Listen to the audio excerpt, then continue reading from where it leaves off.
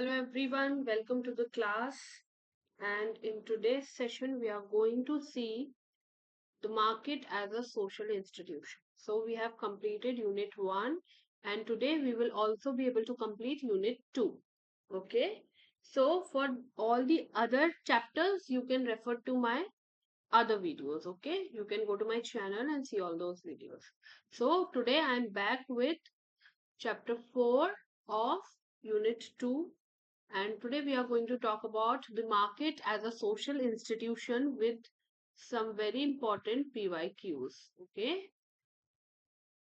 So our lecture become very wholesome when we do PYQs, right?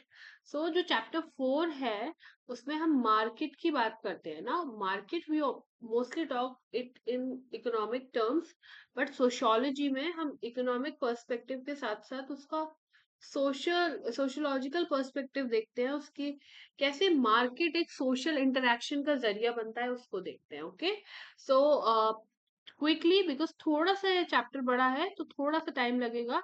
Have patience and you will see that how relevant this content is. ठीक है, क्योंकि जो past questions हैं जब आप देखेंगे तो आपको समझ में आएगा कि जो भी कंटेंट हम पढ़ रहे हैं वो बहुत ही रेलेवेंट है.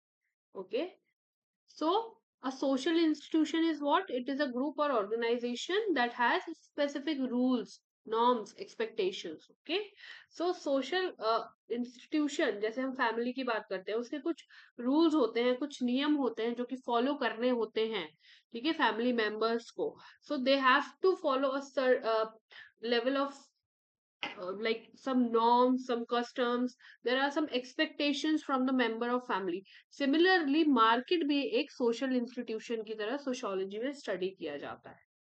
So market is a place where buying and selling of goods happening. Okay, now we will start with the economic perspective. अगर हम economic perspective की बात करें तो हम सबसे पहले आ जाते हैं Adam Smith. Okay, and he is known for his economic thoughts, and he says that market is actually uh, it serves best when it is free.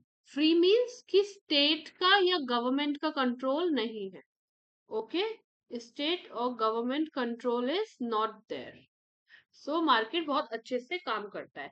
Now इसमें से so his concept of laissez faire that we say इसकी बात की जाती है. Okay, now what is important? Okay, he deals with the distribution, production, consumption of goods and services as well as investment. Now his book Wealth of Nations, very important, ये book का नाम पूछा जा सकता है. Okay, this book tries to understand and explain the market जो कि उस समय इमर्ज हो रहा था. 18th सेंचुरी में मार्केट बहुत रैपिडली इमर्ज हो रहा था. उस टाइम में ये बुक लिखी गई थी, वेल्थ ऑफ नेशंस, जो कि ट्राई करता है मार्केट के बारे में बात करने की. ओके, जब इस बुक की हम बात करते हैं तो उसमें जो इम्पोर्टेंट चीजें आ जाती हैं मार्केट के बारे में जो एडम स्मिथ बात करते हैं वो आ जाता है number 1, self interest. So every individual is having some or the other interest. Okay, and वो जो इंटरेस्ट है उसकी वजह से दे आर वर्किंग. वो अपने सेल्फ इंटरेस्ट की वजह से people are working. Okay, and जब वो अपने सेल्फ इंटरेस्ट के लिए वर्क करते हैं, काम करते हैं, तो वो कहीं ना कहीं सोसाइटी को ग्रो करते हैं. फॉर एग्जाम्पल, मेरा इंटरेस्ट है to teach, right? So I am right here in front of you teaching, taking this lecture. तो मैं ये लेक्चर जो पढ़ा रही हूँ ये मेरा सेल्फ इंटरेस्ट है और इसकी वजह से मैं कहीं ना कहीं सोसाइटी को, एक ग्रुप को, आप लोगों को कहीं ना कहीं हेल्प कर रही हूँ, सर्व कर रही हूँ कुछ ना कुछ. Okay, then comes invisible hand. अब वो कहते हैं कि मार्केट में जो भी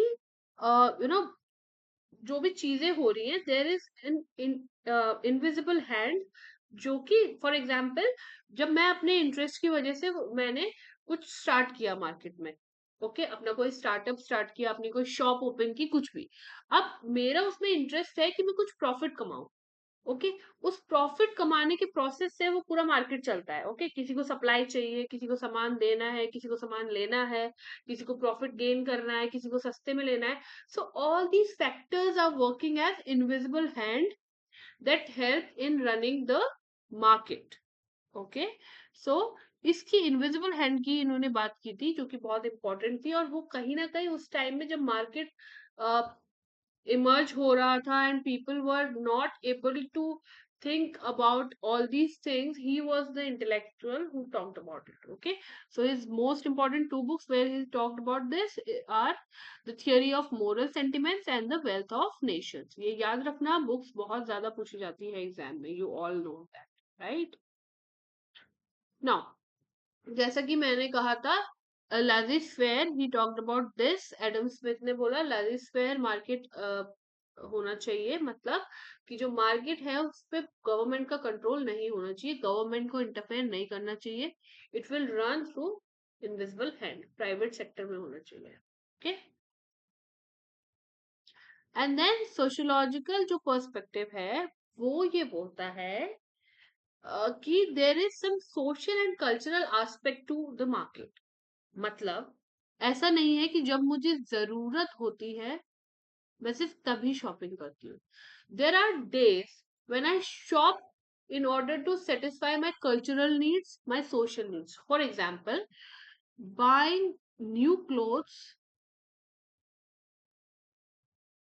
during Diwali. Okay, सो उस समय मेरी नीड हो ना हो, आई एम बाइंग देम। क्यों? Because it's my tradition, it's in my culture that Diwali है तो we will buy clothes, right? तो ऐसे ही सोशियोलॉजिकल पर्सपेक्टिव मार्केट को स्टडी करने की कोशिश करता है। एंड प्लस मार्केट में, मोस्ट इम्पॉर्टेंटली, मार्केट में जो सोशल इंटरेक्शंस होते हैं ना वो बड़े ही कंट्रोल्ड वे में होते हैं through social and cultural aspect. जैसे कि आगे आगे हम एग्जांपल देखेंगे कि कैसे एक ग्रुप, एक पर्टिकुलर क्लास और कास्ट के people, they sit at a particular place when there is market. Okay, so ये सारी चीजें जो है वो हम सोशियोलॉजिकल पर्सपेक्टिव में स्टडी करते हैं of market. Now when we talk about market, we talk about weekly markets. Okay, mostly ये मार्केट्स जो होते हैं ये ट्राइबल कम्युनिटीज में काफी मिलते हैं और जगह भी मिलते हैं।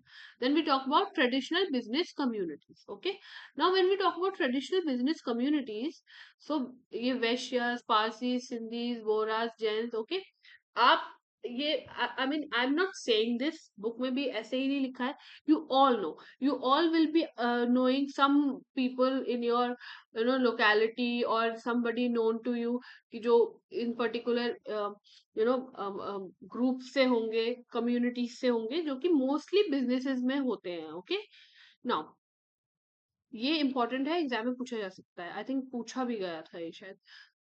जो धोराई विलेज है बस्तर में इन छत्तीसगढ़, उसमें ट्राइबल एंड नॉन ट्राइबल जो है वो विलेज के मार्केट में आते हैं and they sell their items like food, honey, salt, basket, all these things. Okay, now besides buyer and seller there are entertainers also. Okay, performers, magician. I don't know if you people have ever visited, I have visited. If you go to a tribal market, it's like full of entertainment, full of you know things being extracted from nature, and वो बहुत ही एक grass root level पे आप चीजों को देखते हो and it's very entertaining and आप कल्चर को समझते हो उस मार्केट को देख के। So that is what sociology studies, right? Okay, so money lenders भी वहां पे आते हैं, लोगों को उधार लेना देना, all that. So this kind of market is typical of villages, cities and town. Okay, now जो वीकली मार्केट होते हैं स्पेशली हिली एरियाज में, ट्राइबल एरियाज में, वो एक बहुत ओकेजन टाइप का होता है। ओके, एंड वहां पे एक जो इंटरेक्शन होता है, लाइक यू नो जो ट्राइबल पीपल है वो अपने मार्केट में जाने की तैयारी करते हैं, जो लोग को अपनी शॉप्स लगानी है वो तैयारी करते हैं पहले से, एंड जिनको शॉपिंग करने जाना है वो भी ओकेजन के लिए specifically they will take out time and they will hang out with their friends और ऑल दीज थिंग्स। सो ये एक बहुत ही एक मीटिंग प्लेस बन जाता है, ठीक है, मार्केट। जो होता है। एंड ये सिर्फ इकोनॉमिक नहीं बनता है, hence it becomes a social thing also, and there is not only economic but also social interaction. Okay, so this is how we understand market in sociological terms. Okay, now there have been changes in tribal market. So if we see in during the colonial period, many developments have happened. Okay, so जब बहुत सारे forest clear हुए, railway tracks बने, roads बने, बहुत सारे tribes को displace होना पड़ा, राइट? एंड उनका जो ऑक्यूपेशन था वो भी चेंज हो गया। नाउ बिकॉज ऑफ दैट, जो मनी लेंडर्स थे, जो नॉन ट्राइबल्स थे, वो उन लोगों को एक्सप्लॉइट करना उन्होंने स्टार्ट किया। अब because of this, there was this integration of regional and national market. Okay, और जो ब्रिटिशर्स थे वो इसका फायदा उठाते थे। They use to take tribal products, okay, and then they use to sell it at a like in cities and in higher price. So they were working like taking advantage of it. They were taking advantage of it. So जैसा कि हमने पढ़ा, अच्छा, importantly anthropologist Alfred गेल ने 1982 में धोराई, जो कि district हम जो कि विलेज का हमने अभी पढ़ा इन छत्तीसगढ़, तो इसको स्टडी किया। Okay, and he find out ये सिर्फ इकोनॉमिक फंक्शन नहीं कर रहा है, ये जो मार्केट है यहाँ का। फॉर एग्जाम्पल, जो कि मार्केट है उसमें एक hierarchical inter group social relations है। जैसे कि मैंने आपको बताया कि जो एक पर्टिकुलर कास्ट है वो एक पर्टिकुलर एरिया में रहेंगे। देखिए ये डायग्राम। सो जो मेन, जो सेंट्रल जोन है, the central zone of the market, यहाँ पे वेल्थी राजपूत ज्वेलर्स होंगे, मिडिल रैंकिंग ट्रेडर्स होंगे। एंड जो ये पेरिफेरल एरिया है, आउटर्स, ओके, इस पूरे में there will be tribal vegetable sellers, local ware sellers. So that is how there is a social, regulation, और सब सोशली डिसाइड हो रहा है वहां पे। सो सिर्फ ऐसा नहीं है कि मार्केट एक इकोनॉमिक ऑर्डर में है, but there is social order also, right? So इसके बारे में हमने पढ़ा। Dhorai is the name of a market जो कि नॉर्थ बस्तर डिस्ट्रिक्ट में है, एंड यहाँ पे मोस्टली गोंड ट्राइब्स पाए जाते हैं। ठीक है, I have also put this interesting image, तो आप देख सकते हो। I don't know if you people have ever visited, but अगर मौका मिले तो ट्राइबल मार्केट देखना, it's very good.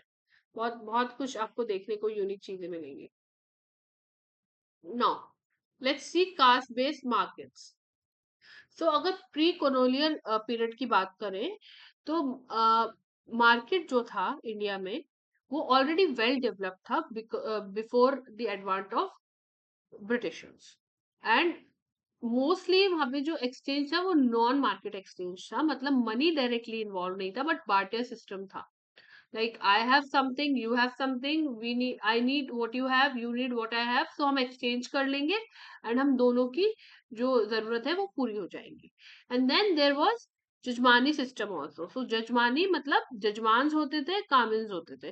So they are mutually dependent on each other.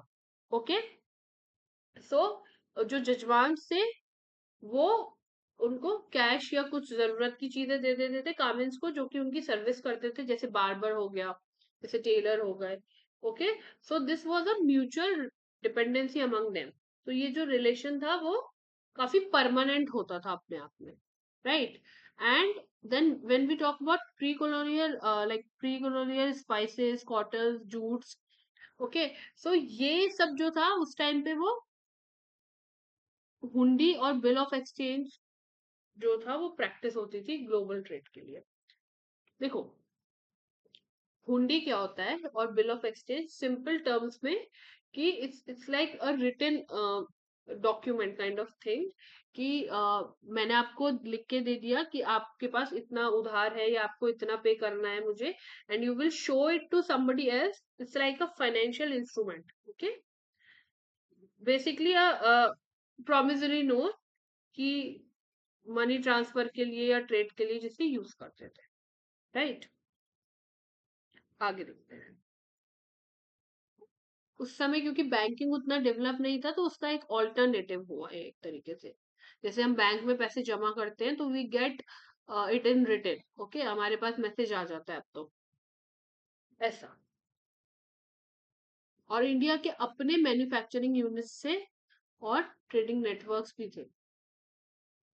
और जैसे मैंने बताया हुंडी, सो बैंकिंग सिस्टम भी अपना एक उतना वेल डेवलप नहीं था, but there were things like this. Now then comes the colonial period. अब कॉलोनियल पीरियड में एक्चुअली क्या हुआ कि जो हैंडलूम इंडस्ट्री थी वो सबसे ज्यादा इफेक्ट हुई, बिकॉज इन लोगों ने, ब्रिटिशर्स ने क्या किया, they use to take our raw material and they use to take it to their country, and वहां पे बना के मैन्युफैक्चर करके they use to sell it here at a higher price. So in colonial era, India actually began to be fully linked with the world capitalist economy. Okay, and फिर वहां पे जो नए ग्रुप से वो आए, इमर्ज हुए, and because of those groups कहीं ना कहीं ये जो नई एग्जिस्टिंग कम्युनिटीज आई, जैसे मारवाड़ी एक्सेट्रा, ओके, सो कहीं ना कहीं जो मिडल मैन से उनको बहुत फायदा हुआ and they started earning.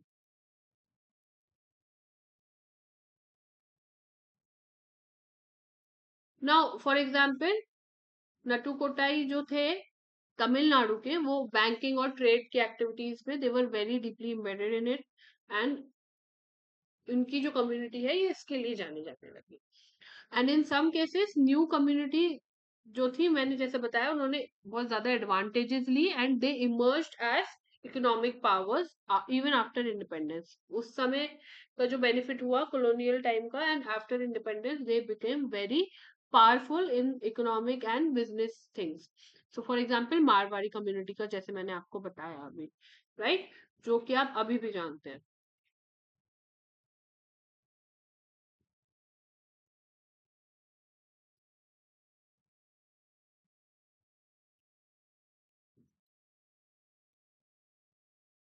Now let's try to understand capitalism as a social system. Okay, so when we talk about capitalism, we talk about Karl Marx. Okay, so he has talked about capitalism in a very critical sense. Okay, बहुत ज्यादा हम यहाँ नहीं पढ़ेंगे, because Karl Marx को पढ़ना is like, understanding and taking few lectures, because we have limited requirement, तो हम उतना ही पढ़ेंगे जितनी हमारी रिक्वायरमेंट है. So capitalism is a system of commodity production for the market. So basically you are producing something for the market. Okay, commodity production मतलब कोई ऐसी चीज बनाना जिसको आप सेल कर सकते, और किसके थ्रू, आप वेज लेबर के थ्रू. सो फॉर एग्जाम्पल, मुझे कुछ मार्केट में मैन्युफैक्चर करवाना है, उसको बेचना है, तो मैं उसको बनवाने के लिए कुछ लेबरर्स को हायर करूंगी. They will make it for me, and then it will become a product, and वो मेरे लिए कमोडिटी होगी जिसे मैं मार्केट पे सेल कर सकती हूँ. Okay, so private property and market were the most important things for capitalism. Okay, सब कुछ जो भी सेलेबल है, that is commodity. Now two main classes he has talked about. Okay, number one is proletariat and then bourgeois. So जो कि मास जो है, main जो ज्यादा पॉपुलेशन है, जो कि वेज लेबरर्स हैं, जिनके पास की बेचने के लिए सिर्फ उनका श्रम है, राइट. एंड bourgeoisie जो कि पावरफुल क्लास है, जिनके पास की ज्यादा पूंजी, right. And these were the two classes that he has talked. Then he has talked about the mode of production, relations of production, and then the class structure. That is how the class structure begins. Now when he talks about mode of production, वो एक central concept है, जैसे कि capitalist mode of production. Okay, उसके हिसाब से जो भी मोड ऑफ प्रोडक्शन है, मोड ऑफ प्रोडक्शन ये डिसाइड करेगा कि सोसाइटी में कैसे ऑर्गेनाइज, सोसाइटी कैसे ऑर्गेनाइज होगी, कैसे गुड्स एंड सर्विसेज चलेंगी. Okay, there was a time जब बार्टर सिस्टम था. Okay, people use to exchange and market कुछ बहुत ज्यादा उस टाइम पे, मतलब market was there, but in economic terms वो बहुत डेवलप नहीं था, प्रॉफिट की बात नहीं की जाती थी. बट नाउ व्हेन कैपिटलिज्म केम, तो वो जो रिलेशंस है, वो जो सर्विसेज है, वो उस हिसाब से यू नो डिसाइड होंगे कि कौन सा मोड ऑफ प्रोडक्शन है. Now, when we talk about mode of production, there are two important factors that he talks about: forces of production and relations of production. When he talks about forces of production, it's about the elements which are used. जो भी चीजें आप use कर रहे हो to produce, और जो भी आपका प्रोडक्ट बनना है उसको बनाने के लिए आप कुछ चीजें यूज करोगे, बेसिक नेसेसिटीज जो होंगी, they are called as forces of production. For example, land, raw material, fuel, human skill, labour to machinery, all these things. Okay, and then relations of production, जो रिलेशनशिप होगी between the people who are working together, और उन लोगों की relationship with the forces of production. ठीक है, मतलब if I am like I am the factory owner, तो मेरे लैंड से क्या रिलेशन है, मैं उससे कैसे कनेक्टेड हूँ, आई ओन इट और आई डोंट ओन इट, और जो लेबरर्स हैं उनका क्या रिलेशन है आपस में. Okay, whether it is formal, all those things. ठीक है, बहुत डिटेल में अभी नहीं जाएंगे because there is no need honestly अभी. बट आगे डेफिनेटली अगर हम आगे कुछ पढ़ते हैं in upcoming classes, so definitely when there will be requirement. Okay, now there is another thing called surplus value when we talk about capitalism. Surplus value क्या है कि कैसे जो एक्स्ट्रा लेबर जो काम कर रहे हैं, उनका जो डिग्री ऑफ एक्सप्लॉयटेशन है, उसको एक्चुअली इस टर्म में मेजर किया जाता है कि क्या सरप्लस हुआ. मतलब जितना उन्होंने काम किया, मतलब उनको उतना नहीं मिलता है. उनको जितना काम करने के बदले मिलना चाहिए, जैसे मैंने 10 मिनट काम किया और मुझे 10 रुपए मिलना चाहिए, बट मुझे 8 रुपए ही मिला. ओके, तो वो जो 2 रुपए थे वो कहीं ना कहीं मेरे काट लिए या मुझे कम दिए, because I need to work. मेरे पास तो कोई रिसोर्सेज है नहीं कि मैं बिजनेस कर सकूं. आई नीड टू वर्क, मेरे को तो अपना लेबर बेच के काम करना पड़ेगा. तो that is what we called as surplus. Okay,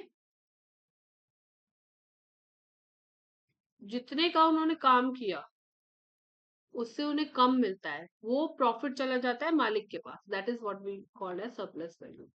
okay, commodity का मैंने अभी आपको बताया. These are the terms that you should be very very clear with. Okay, commodity is what, a good or a service that can be sold in the market. Okay, sold or bought. Commodification, जो process हुआ उस चीज को. For example, मेरे पास एक गुलाब है, पौधे में लगा हुआ है घर में, वो तो कमोडिटी नहीं हुआ, घर में पौधे में लगा हुआ है, बट मैंने उसको लिया, मैंने उसका बुके बनाया. ठीक है, उसका कमोडिफिकेशन कर दिया. Now it is a thing which can be sold in the market. So that is what the process of commodification. Okay, non commodity को कमोडिटी में बदलना, like sale of kidney. Then commodification अभी देखा हमने. Okay, दोबारा आ गया, it is repeated. Then consumption, मतलब जो भी फाइनल प्रोडक्ट बना. ओके, जो भी फाइनल प्रोडक्ट या सर्विस बना उसको जो कंज्यूम किया गया वो कंजम्पशन होता है. Okay, consumers. Then labour power. Labour power is the capacity of the labour, कि वो कितना मेंटल एंड फिजिकल कैपेबिलिटीज है उतना काम करने के लिए. ओके, एंड लेबर से डिफरेंट होता है लेबर कि कितना काम किया, right. And then there comes this concept of status symbol coined by Max Weber, very important. Status symbol क्या, कि मैं कुछ चीजें अपने पास ऐसी रख रही हूँ, I have few things with me जो कि एक्चुअली मेरे को शायद रिक्वायरमेंट ना हो, but I am keeping them as, I mean because they have brand value, or it's like showing off. and trying to make my socio economic status higher. For example अगर मैं एक Louis विटो का bag ले लूं जो कि शायद मुझे रिक्वायर्ड नहीं है, but I am keeping it and I am showing it of, like कहीं भी लेके जा रही हूँ या सोशल मीडिया पे उसके साथ फोटो क्लिक कर रही हूँ, और maybe I am carrying an iPhone etcetera, okay, that is what we called as status symbol. So middle class में ये बहुत कॉमन होता है. एंड जैसा कि मैंने अभी बताया, brand of cell phone etcetera, cars, ये बहुत ही कॉमन है. Now, globalization. Globalization, we all know, a complex series of economic, social, and technological political change. मतलब integration हो रहा है because of technological advancement. We are connected with the world. सारी companies, like they can operate in different areas, different countries. We are connected with people. Like for example, I'm able to teach you. There may be some people who are very far away from me and kitni dur hai, but I'm able to teach you, you are able to ask me questions. So this is, all these are byproduct of globalization. Then marketization is nothing, it is the use of market, okay, to actually solve socio political or economic problems. And liberalisation very important, इसमें बहुत पास में questions भी आ चुके हैं. This is actually a process जहाँ पे कि जो स्टेट का कंट्रोल है इकोनॉमिक एक्टिविटी पर वो रिलैक्स्ड कर दिया जाता है, और जो मैंने बताया था invisible hand, and it's left on market forces to decide. then what are the advantages of liberalization? So liberalization actually helps in economic growth, क्योंकि ये बाकी जो बाहर की कंपनीज भी होती है इन अ पर्टिकुलर कंट्री उनको भी अपॉर्चुनिटीज देती है, तो इकोनॉमिक ग्रोथ होती है इससे. ओके, एम्प्लॉयमेंट ऑब्वियसली बढ़ेगा, ज्यादा हमारे पास ज्यादा ऑप्शंस होंगे. So many goods from foreign countries are sold जो कि प्रीवियसली अवेलेबल नहीं थे, एंड फॉरेन इन्वेस्टमेंट भी बढ़ती है जिससे कि इकोनॉमिक ग्रोथ एंड एम्पावरमेंट बढ़ता है. Now what could be disadvantage? Disadvantages could be कि ऐसी सेक्टर्स जो पहले डेवलप नहीं थे वो और डेवलप हो गए, लाइक सॉफ्टवेयर, इंफॉर्मेशन टेक्नोलॉजी और एग्रीकल्चर. ठीक है, तो उनको एक एक्सेस मिल गया to the global market.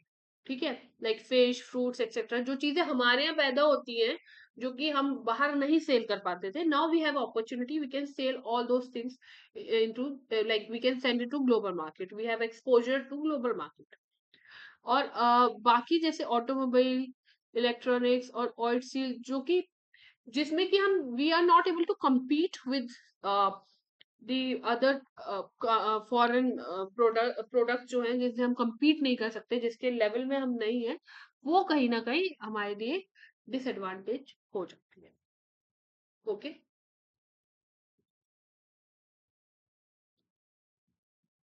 then Indian farmers are now exposed to high competition. Okay, because they have, like for example, अगर कोई बहुत developed area है जहाँ पे the farmers have best seeds or they have best fertilizers, everything is good, they have technology, और यहाँ के farmers के पास उतना नहीं है advancement, तो वो competition कहीं ना कहीं it affects, right? Now, another term is support price.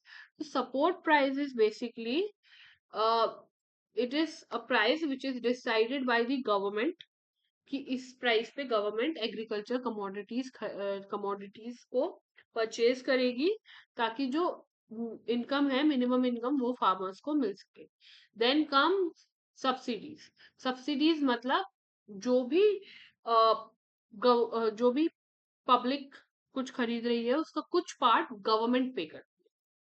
Okay, सो इससे लो कॉस्ट हो जाती है. Now the best part, PYQs. Okay, very important. Okay, अच्छा, PYQs ना इससे थोड़े और भी थे. ये बड़ा इंपॉर्टेंट चैप्टर है, एक तो बड़ा लेंदी है, प्लस थोड़ा सा इसमें इकोनॉमिक थिंग्स भी है, तो जो students those who are not reading economics, तो उनके लिए थोड़ा सा ट्रिकी हो सकता है. तो एक पैसेज था जिसको पढ़ के कि you had to solve like 4-5 questions were there. तो ऐसे क्वेश्चंस इस टॉपिक में से काफी आ सकते हैं, वो मैं अभी नहीं लाई हूँ. because I thought it will be a very long video otherwise. तो मैंने वो नहीं ऐड किया अभी. But if in coming classes we can definitely discuss that also, जब हम MCQs करेंगे या कोई extra class करेंगे just for questions. Okay, because right now I'm just focusing कि with time, on time rather, आपके PYQs भी हो जाए with chapter content. So अगर आप एक वीडियो देखो एक पर्टिकुलर चैप्टर का, तो आपको पूरा वो एरिया कंप्लीट हो जाए with content and PYQs. So वो मेरा भी फोकस है. So question number 1 is you have to match liberalization, transnational cooperations, globalization, weightless economy. Okay, so what is liberalization? हमने अभी बात किया. So liberalization is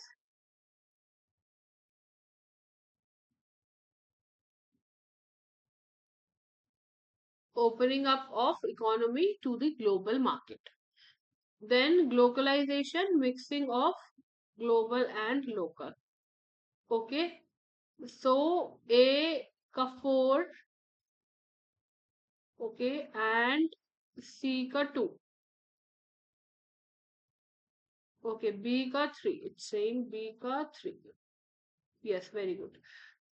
Transnational corporation will be this. Yes. And weightless economy based on information and technology. So, B is 3. So, 3 will be the correct option. Okay. ऐसे questions को ना बहुत ध्यान से करना चाहिए इन एग्जाम्स. अभी यहाँ पर भी की प्रैक्टिसिंग सच क्वेश्चंस, क्योंकि आपको आंसर आता है बट थोड़ा सा कंफ्यूजन की वजह से दिक्कत हो जाती है. Now, sale of kidney by poor to cater to rich patient. Okay, ये क्या हुआ? कमोडिफिकेशन. ओके, बिकॉज किडनी को आपने बेचा, विच एक्चुअली इनिशियली वो सेल करने के लिए नहीं थी, बट आपने कोई ऐसी चीज जिसको बेचा, वो कमोडिफिकेशन हो गया. अभी मैंने ऊपर बताया. Then BPO. What are BPO? They are product of globalisation. Use of branded cars. अभी हमने देखा status symbol. Dhorai is a weekly market in Chhattisgarh. आप देख रहे हो कि ये PYQ है and the content which I brought बिल्कुल इसमें से था. तो कंटेंट मैं बहुत ध्यान से बना रही हूँ फ्रॉम NCERT एंड कुछ एक्स्ट्रा भी डालती हूँ. So if you are reading this content आपको बहुत हेल्प करेगा. ओके, सो ए का 4,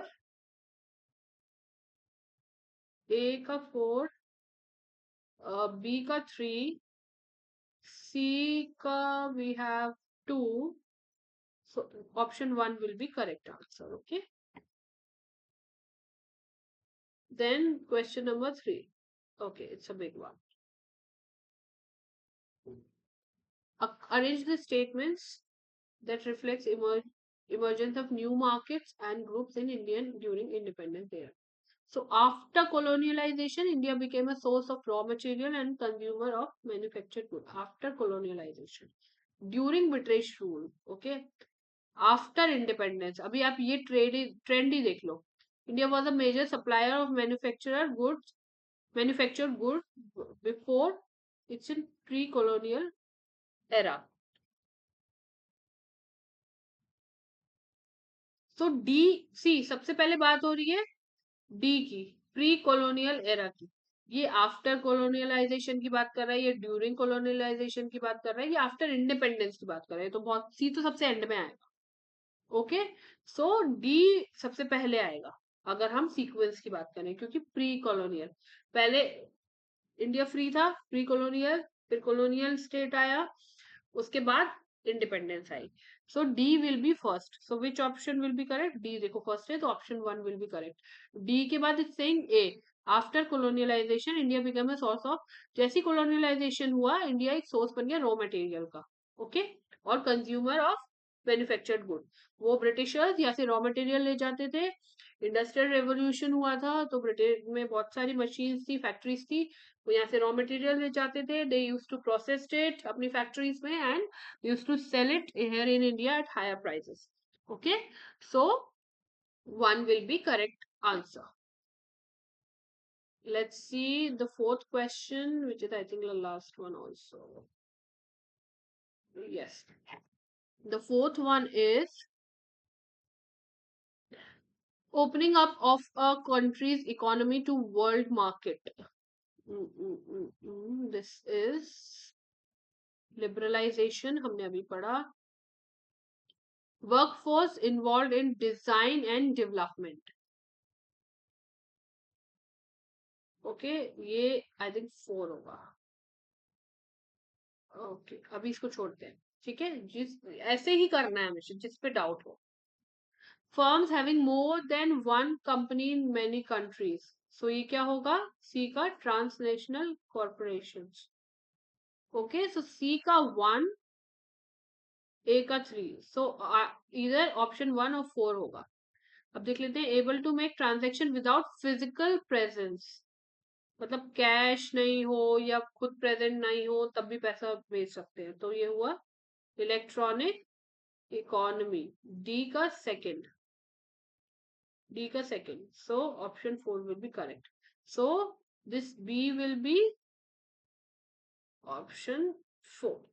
Okay, so this is how we can do all such questions. I'll see you again. Okay, so if you have any doubt, any question, you can put it in the comment, or you can also go to my Telegram channel and ask your doubts. Okay, if I am able to help you in any way, अगर ये lectures थोड़े भी आप लोगों को help करते हैं तो मुझे लगेगा कि मैंने कुछ अच्छा किया. Thank you so much for watching. Keep studying. I will see you soon.